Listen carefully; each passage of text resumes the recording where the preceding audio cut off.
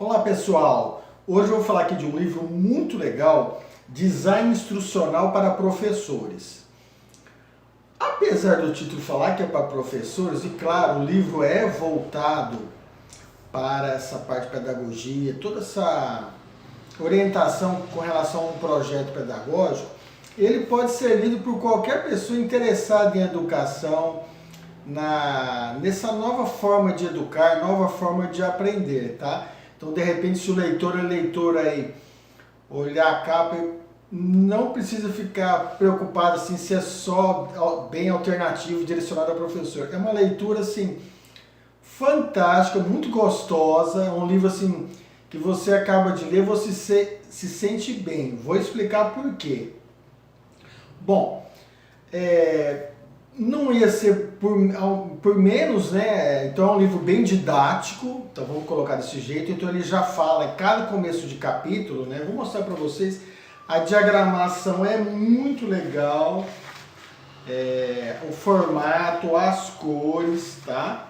Então assim, a leitura flui rápido e, como eu disse, é um livro gostoso de se ter às mãos. Então vamos colocar aqui, só para vocês terem uma ideia do que eu vou falar. Cada início de capítulo, a autora coloca o que o leitor e a leitora vai ver nesse capítulo, tá? O que esse capítulo vai oferecer, e ao final ela vai fazer, a autora, um resumo do que foi visto. Mas o livro é tão legal, e ela fala que o capítulo 1 e o 2 são sequências, assim, vamos colocar, mas como eu disse, é tão legal e tão didático, que particularmente quando o leitor e a leitora lê o primeiro e o segundo capítulo, que ela coloca, né, que no 1 e o 2 vão ver, assim, contar a história do design instrucional, qual a finalidade e tal, o próprio leitor vai sentir que houve esse fechamento mesmo no 2, né? Então dá para perceber que é uma leitura que tem uma concatenação de ideias muito boa, começo, meio e fim. Então eu, particularmente, no final do capítulo 2, falei, poxa, que legal. De uma forma simples e objetiva, aprendi o que é design instrucional. Se não tudo, pelo menos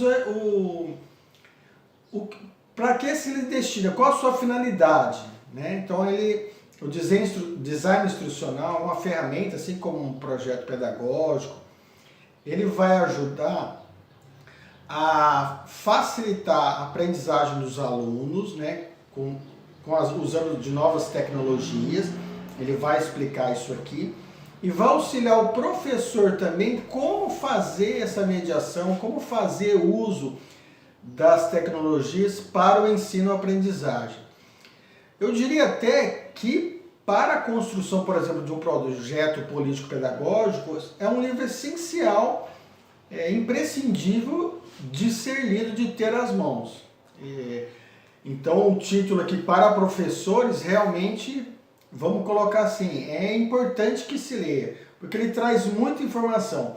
Eu gostei muito, depois ao final ele vai falar das ferramentas, né, a serem utilizadas pelo docente, né, como que o discente, que seria o aluno, a aluna, vai trabalhar com essas ferramentas. Então tem ensino síncrono, né, que é em tempo real, assíncrono, que ele vai passar a tarefa e depois vai cobrar. Então assim, é bem bacana mesmo, né?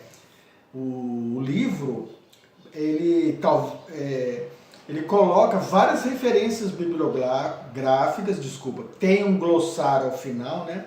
Mas voltando, o que eu mais gostei foi quando ele fala de Piaget, então, das linhas, né? Vygotsky, esse nome eu sempre dou erradinho quando eu falo Vygotsky. Vou olhar aqui e vou falar para vocês, tá?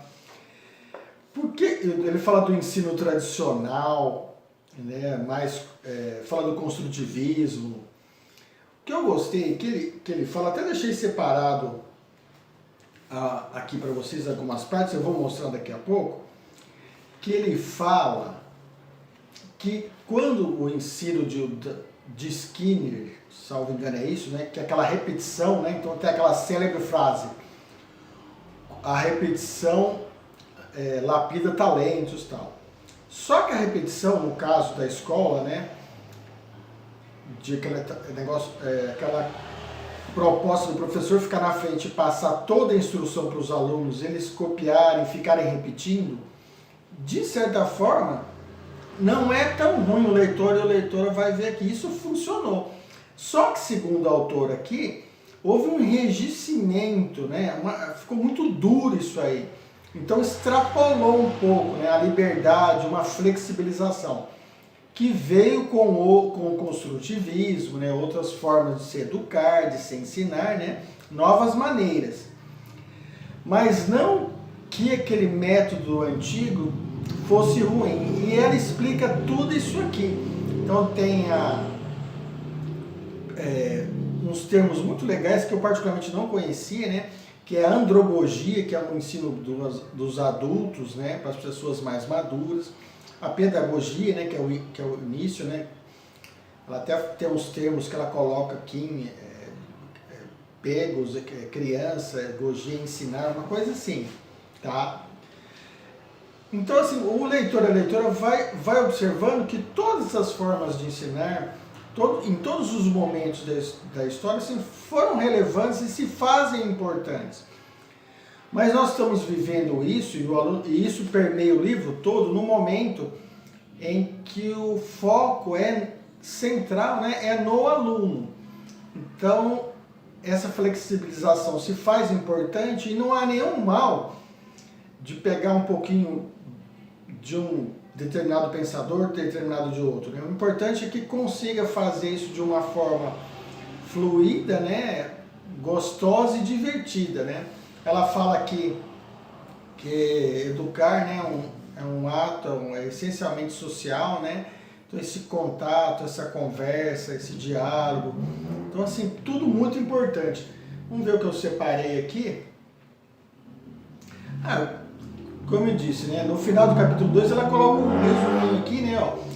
Desse modo, a fase de avaliação completa o ciclo de ensino-aprendizagem e do próprio design instrucional, em um processo reflexivo e interativo que atravessa as demais fases com o objetivo de auxiliar os alunos a alcançarem os objetivos de aprendizagem e ajudar o professor e a instituição de ensino a aperfeiçoar suas ações para a oferta de uma solução educacional efetiva. Então é isso. Ela faz esse compilado, esse fechamento. Então tá aí uma dica de leitura muito legal, Design Instrucional. Gostei muito de ter lido.